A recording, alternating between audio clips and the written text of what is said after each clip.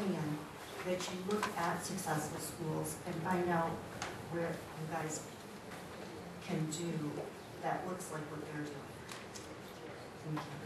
Thank you. Thank you. Tyrone Bridges.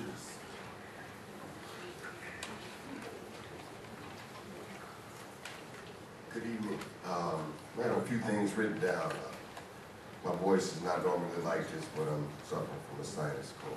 But community involvement, it would require the board considering reaching out to community centers, people who are helping you guys as students after school, such as Park Ridge Community Center.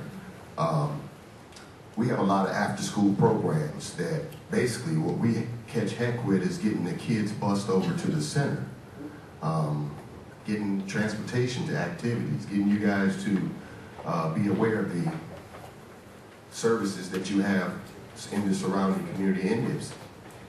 It's a lot of services here. I'm here with a brother here that's going to speak, hopefully, if you call his name.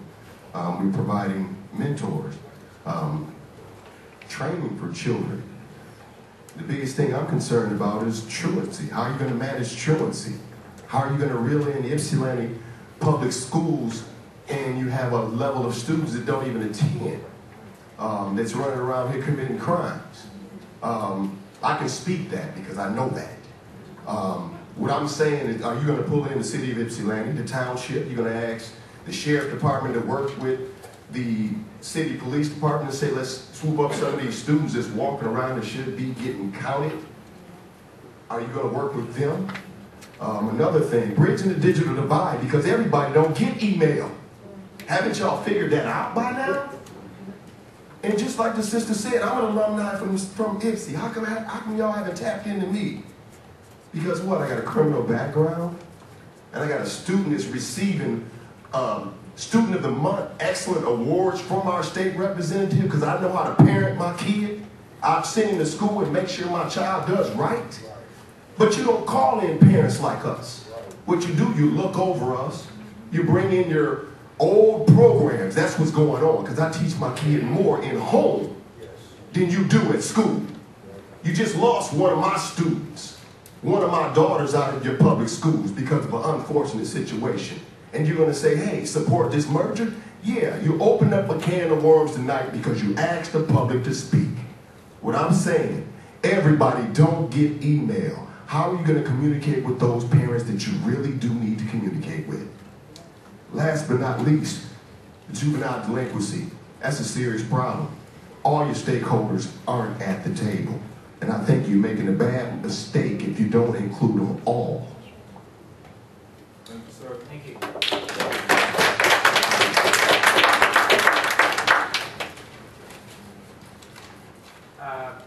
Wakanda Garrett.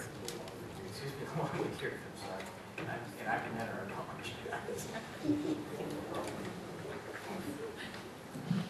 I'm Lawanda Garrett. I am a product of the Willow Run Community Schools and also a Willow Run parent. I also have a number of questions. How will this improve student outcomes? I heard that it was going to improve student outcomes. How? Both are currently failing. How will you improve student achievement? I find it very hard to believe that two failing districts right now are going to come together to improve student achievement. You should have been able to do that right now. The districts say they don't have a hidden agenda, and I believe that. But what about the state? Can we really trust what the state is saying? It seems to me that the districts are being bullied by the state. And how long are this money or the support, how long are they really going to give this support? What if we, the stakeholders, don't support this? Then what? Is the state going to just come in and take over anyway? So all this is for naught. And lastly, when are you, the districts, going to involve us, the stakeholders? You said you would. When is that going to happen? Thank you. Thank you. Thank you.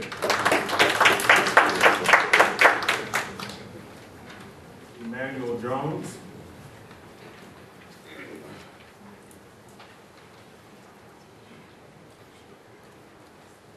My name is Emmanuel Jones. I am a concerned community member. I run a nonprofit.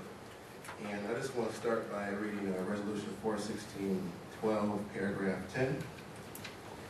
It says, whereas both districts are committed to raising student achievement and to developing an educational system that values and is committed to ensuring the success of every student, and believe that unifying the two districts has the potential to achieve that end if providing with appropriate support from community partners and the Michigan Department of Education. And I notice you're throwing out student achievement, which is the main important goal, and also community partners. But you don't specifically state who your community partners are. As people have already said, there's alumni, there's associations, there's local nonprofits, other local organizations, student groups at the college, whether it be U of M or Eastern Michigan. How do you actually plan to utilize all these resources that have not been used currently to help with student achievement? Because in reality, every student needs an individual attention in order to achieve the success you guys have been talking about. And I didn't hear about any plan exactly how you plan to branch out and reach out to community members, whether it is organizations or individual members or retired people who are in the community. Because I know teachers who go to Ypsilanti Public School, and I'm aware what they tell me that it's out of control. I can't really speak over the run schools, but I can speak of Ypsilanti Public Schools. I am aware of the state of 2010-11 statewide top to bottom list, and we're at 25%. For Ypsilanti, you're in the 25% percentile in the entire state. So obviously, even though there are great programs such as Bright Futures, Gear Up, 826 Writing, and other community members who are helping out in the schools, the statistics show that it's not enough, and there needs to be more done. And there's community members here in this room and also outside who aren't able to attend who want to help out these schools, but you're not reaching out to them. So my question is, what is the plan you plan to implement in order to do that? Thank you. I want to say it's Lenata, Nevada, who? Levada, brothers. I'm sorry.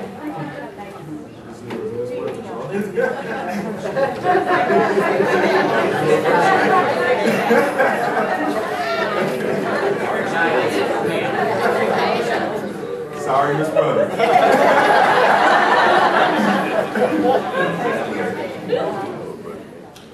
I've been trying to write this down so I can say it in 2 minutes. First of all, a little history. My family came to Willow Run in 1944. And I happen to know that in the early 50s, students from Willow Run went to high school at Ypsilanti. A lot of our families go to the same churches. We work together. We shop together. And talking this big deal about, consolidating the schools, it's not like we're talking about consolidating Willow Run and Ypsilanti with Pioneer. We're all we're family. My husband is an alumni of Ypsi. I'm an alumni of Willow Run. When we go to the game, I'm on Willow Run side, he's on Ypsi side. So that's just a little bit of history. Both schools, and at this point I've had the opportunity to work also with Ypsi schools, working for Eastern. Both schools have had excellent programs, done great things for the kids. I've worked on programs for Ypsi, I've worked on programs for Willow Run. We can combine those efforts. And I want you to know that there are people still out there that though they've retired, that set a lot of these programs up, we are not brain dead, and willing to come back and help.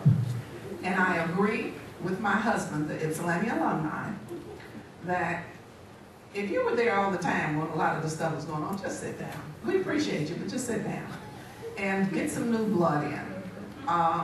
Discipline. All of these schools have discipline problems, even Milan, because I used to know all of them have discipline problems. You're directing that at me. All of these schools have discipline problems, even Milan, Willow Run, Ypsilanti, Pioneer, all of them. And a lot of that comes from home. A lot of it comes from, I don't know, maybe inexperienced teachers that, they come in kind of afraid of the kids. I don't know. But we're at the point now where we got to do something for the whole community. So we're going to have to get busy working on that. And if there's anybody from